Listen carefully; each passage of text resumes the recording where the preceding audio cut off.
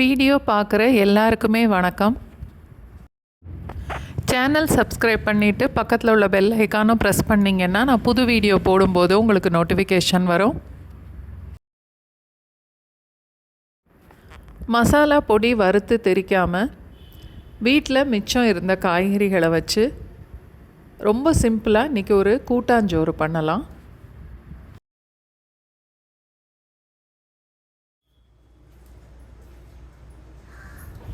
ஒரு உருளைக்கிழங்கு, ஒரு கத்திரிக்காய், ஒரு வாழைக்காய், ஒரு முருங்கைக்காய்,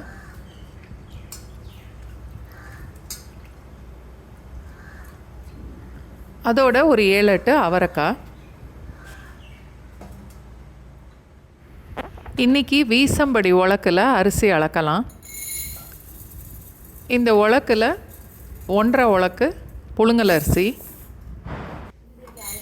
ஒரு உலக்குங்கிறது 100 ml கொஞ்சம் கூட இருக்கும். 1/2 உலக்கு துவரம்பருப்பு, 4க்கு 1 பங்கும் சேர்க்கலாம், 3க்கு 1 பங்கும் சேர்க்கலாம். இப்போது தண்ணி 3 கப் அளந்து ஊற்றுறேன்.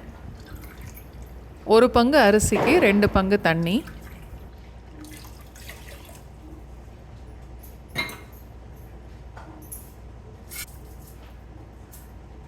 அடுப்பு மீடியம் ஃப்ளேமில் வச்சுட்டு குக்கரை மூடி 2 இல்லை 3 விசில் மட்டும் வச்சா போதும். ஒரு சின்ன எலுமிச்சம்பழம் அளவு சைஸில் புளி எடுத்திருக்கேன். தண்ணியில் கொஞ்சம் நேரம் ஊறட்டும்.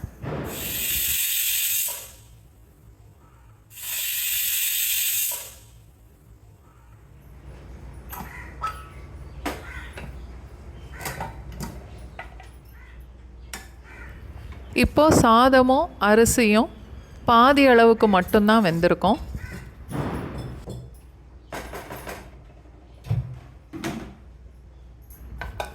இப்போது நம்ம வெட்டி வச்சுருந்த எல்லா காயையும் இந்த அரிசி பருப்போடு சேர்த்துடலாம். எப்போவுமே கத்திரிக்காய், வாழைக்காய், உருளைக்கிழங்கு வெட்டினா ஒரு கப்பில் தண்ணி வச்சு அதில் போடணும், இல்லாட்டி கருத்து போயிடும்.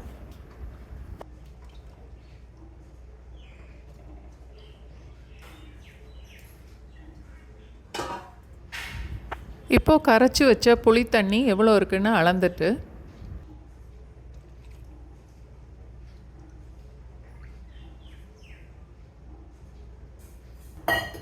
அதோட கொஞ்சம் தண்ணியும் சேர்த்து மறுபடியும் 3 கப் அளவுக்கு ஊற்றுறேன். தேவையான அளவுக்கு உப்பு, ஒரு 1/4 டீஸ்பூன் கொஞ்சம் கூடவே மஞ்சத்தூள். இது வீட்டில் திரிச்ச சாம்பார் பொடி 2 ஸ்பூன் அளவுக்கு சேர்க்குறேன். இந்த சாம்பார் பொடியோட ரெசிபி என்னோடய சேனலில் பொடிங்கிற பிளேலிஸ்ட்டில் இருக்கும்.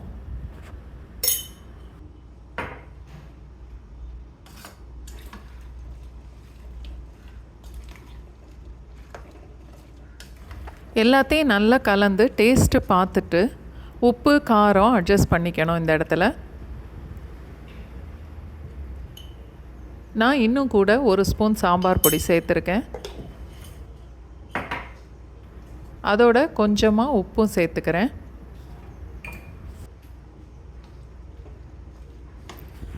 இருபதுலேருந்து 25 வரைக்கும் சின்ன வெங்காயம் நான் அப்படி பச்சையாக சேர்க்குறேன்.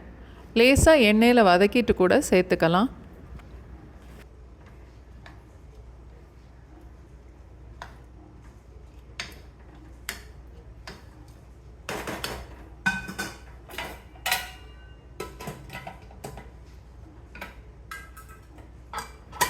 இப்போது அடுப்பை மீடியம் ஃப்ளேமில் வச்சுட்டு 2 விசில் மட்டும் வச்சா போதும். அடுப்பை ஆஃப் பண்ணிடலாம்.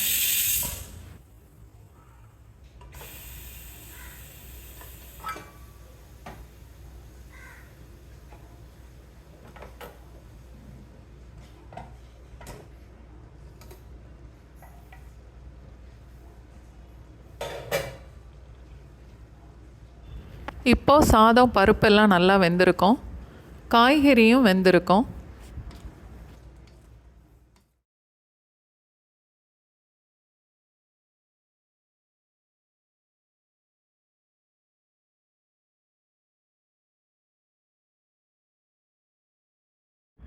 கூட்டாஞ்சோறு தாளிக்கிறப்ப நல்லெண்ணெய் ஊற்றி தாளித்தா தான் நல்லாயிருக்கும்.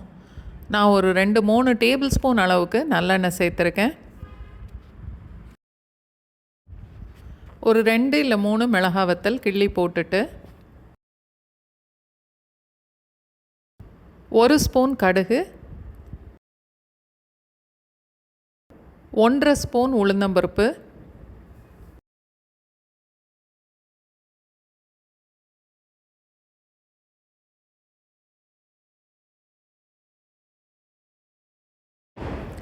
ஒரு 4-5 கொத்து அளவுக்கு கருவேப்பிலையும் சேர்த்துட்டு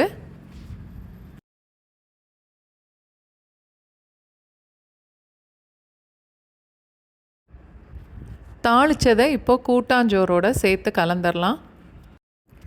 கூட்டாஞ்சோறு சாப்பிடும்போது எப்போவுமே நெய் இல்லைன்னா நல்லெண்ணெய் ஊற்றி சாப்பிட்டு பாருங்கள், ரொம்ப நல்லாயிருக்கும். இந்த கூட்டாஞ்சோறு ரொம்ப சிம்பிளாக இருந்தால் கூட டேஸ்ட்டும் மனமும் ரொம்ப நல்லாயிருக்கும். நீங்களும் ஒரு நாள் இது மாதிரி சாம்பார் பொடி சேர்த்து கூட்டாஞ்சோறு செய்து பாருங்கள். வேணும்னா கொஞ்சம் துருவின தேங்காய் 1/2 கப் அளவுக்கு சேர்த்துக்கலாம். நான் இன்றைக்கி தேங்காய் சேர்க்கலை.